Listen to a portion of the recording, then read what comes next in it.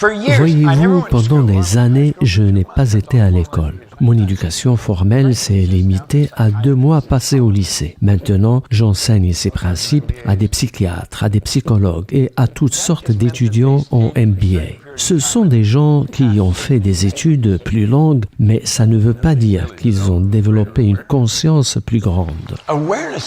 La conscience, c'est ce qui compte le plus.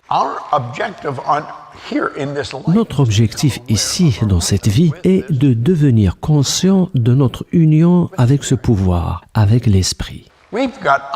Nous avons un merveilleux pouvoir intérieur, mais il y a un paradigme qui nous retient, un paradigme dont nous n'avons même pas été les initiateurs. Ce qui fait que nous laissons les pensées de quelqu'un d'autre, des pensées qui viennent de notre héritage génétique et environnemental pendant notre enfance, contrôler nos idées, contrôler notre santé, notre fortune, tout. Je pense qu'il est temps qu'on en finisse.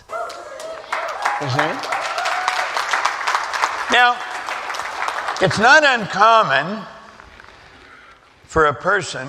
Maintenant, il n'est pas rare qu'une personne qui veut développer son affaire regarde le temps que cela a pris à quelqu'un d'autre et elle se dit « voilà le temps qu'il va me falloir aussi ». Forget about what somebody else did. Oubliez ce que quelqu'un d'autre a fait. How long do you want to take? Combien de temps vous voulez que ça vous prenne ? Le travail augmente avec le temps qui lui est alloué. Si vous pensez que ça vous prendra beaucoup de temps, ça sera le cas. Si vous pensez que vous pouvez le faire assez vite, ça sera le cas aussi. Ça n'a rien de compliqué. Toutes les raisons avancées pour expliquer pourquoi ça prend du temps ne sont pas valables. Oubliez-les. Now look here. Maintenant, regardez par là. Les gens se fixent des buts et habituellement, ils se fixent des buts de type A parce que c'est ce qu'ils savent faire. They'll have a goal to get a car. Ils se fixent le but de procurer une voiture, par exemple, parce que pendant des années, ils se procuraient une nouvelle voiture de temps à autre. Ce n'est pas ça, se fixer un but. Ou alors, ils se fixent le but d'obtenir un diplôme et de faire quelque chose qu'ils pensent pouvoir faire. Tout cela est insignifiant. Ce n'est pas de cette manière qu'il faut s'y prendre quand on se fixe un but, pas du tout. Voyez-vous, ce que votre cœur désire existe déjà et est en train de vous attendre quelque part. Il faut le nommer, il faut le réclamer. Du fait même que vous puissiez penser à quelque chose, vous donnez forme à cette chose. C'est ce que les leaders religieux et les philosophes nous disent depuis longtemps, mais nous ne l'avons pas compris à mon avis. Nous devons prendre conscience du fait que penser est la fonction la plus élevée dont nous sommes capables. Il y a un pouvoir qui circule en nous et à travers nous. Vous pouvez en réalité photographier ce pouvoir en train de circuler dans votre corps. C'est de l'énergie. C'est l'esprit à l'état pur qui flotte dans notre conscience sans direction précise, car c'est nous qui sommes supposés lui en donner une. Or, malheureusement, la plupart des gens ont l'habitude de penser la même chose sur les mêmes sujets encore et encore. Nous devons mettre fin à tout cela. Dites-vous, je vais dorénavant penser de façon différente. Je vais penser que je vais gagner tant et tant en une semaine ou que je vais gagner en 1 heure l'équivalent de ce que je gagnais en 1 an. Et ensuite, réfléchissez à la manière d'y arriver. La même personne, le même esprit, mais avec une conscience différente. Et au fur et à mesure que votre conscience change, votre vie change, mais aussi la vibration dans laquelle vous vous trouvez change. La vibration est une loi de l'univers. La loi de la vibration décrète que tout est en mouvement, que rien n'est immobile. Le mur que vous voyez devant vous est en mouvement, même si ça ne se voit pas. Si vous prenez un microscope et que vous regardez de près, vous verrez s'opérer sous vos yeux une gigantesque danse moléculaire. Votre corps est en mouvement et lorsque cette énergie circule dans votre corps, elle vous donne la possibilité de penser. Et la nature de vos pensées contrôle alors la vibration dans laquelle vous vous trouvez. Quelle que soit la fréquence à laquelle vous vibrez, cette fréquence dictera ce que vous attirez. L'attraction est une loi secondaire. La loi principale est celle de la vibration. Il vous suffit de vous mettre dans une bonne vibration pour attirer de bonnes choses à vous.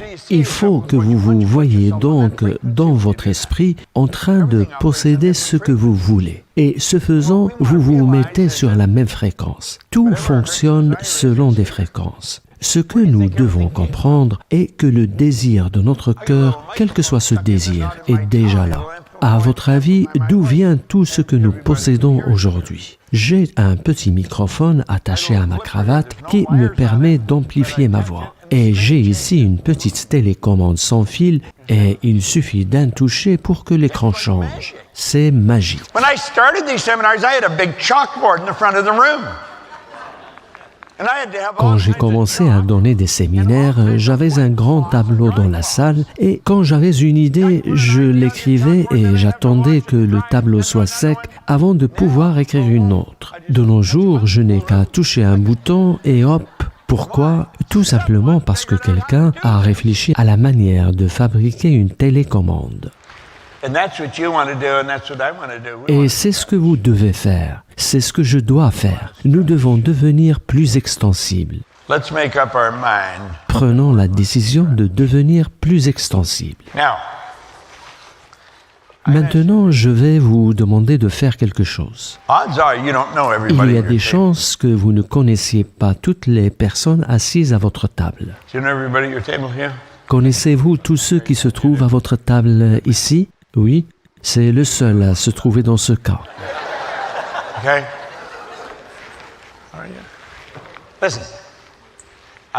Écoutez, je veux que vous parliez aux gens assis à votre table de ce que vous voulez comme changement et des bénéfices que vous aimeriez tirer de ce séminaire. N'y passez pas beaucoup de temps parce que je veux que chacun de vous puisse s'exprimer. Quels bénéfices aimeriez-vous tirer de ce programme? Nous allons être ensemble jusqu'à dimanche et vous aurez d'ici là reçu tout un tas de bonnes informations.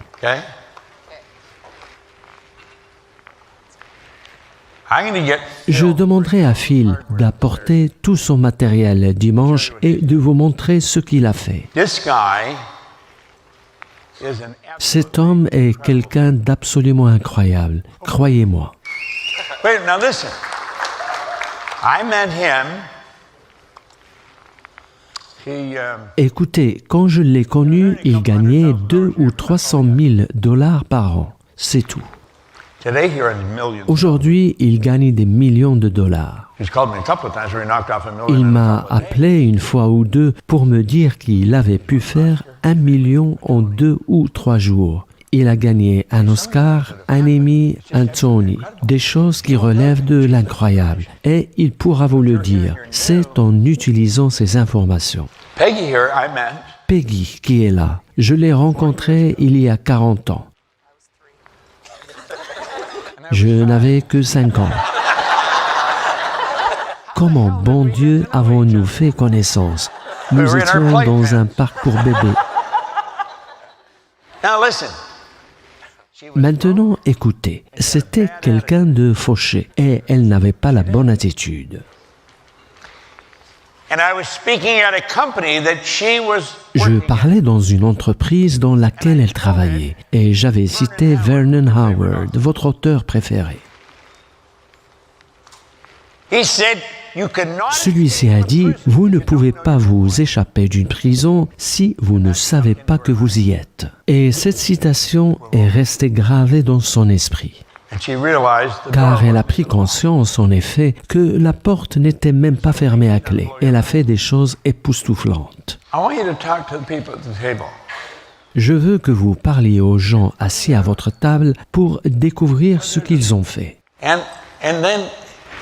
Et en les écoutant, il se peut qu'ils aient une idée formidable pour vous. Vous vous direz peut-être, d'accord, mais comment je vais pouvoir faire ça, moi? Certains d'entre vous le penseront. Mark Victor Hansen, Jack Canfield, Bernie Torman, nous sommes tout un groupe à avoir mis en place un programme appelé le Forum d'1 million de $. j'ai pu contacter Mark et je lui ai dit « Nous allons apprendre aux gens comment gagner $1 million grâce à la mise en place de multiples sources de revenus. » Lors du 2e ou du 3e séminaire, Mark est venu vers moi et me dit « Proctor, vous avez beaucoup d'histoires à raconter. Est-ce qu'on peut en utiliser quelques-unes car Jack et moi-même allons écrire un livre appelé « Bouillon de poulet pour l'âme », chose que j'ai faite. Et puis il me dit, tout cela remonte au début des années 90, nous comptons en vendre 50 millions avant la fin de ce siècle. Ce petit bonhomme, il fume quelque chose ou quoi, me suis-je dit.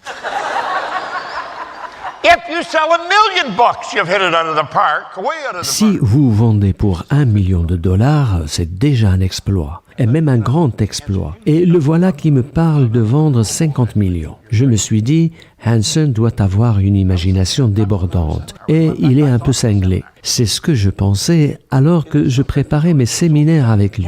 En réalité, ils n'en ont pas vendu 50, mais 74 millions. Je pense même qu'ils ont dépassé les 100 millions.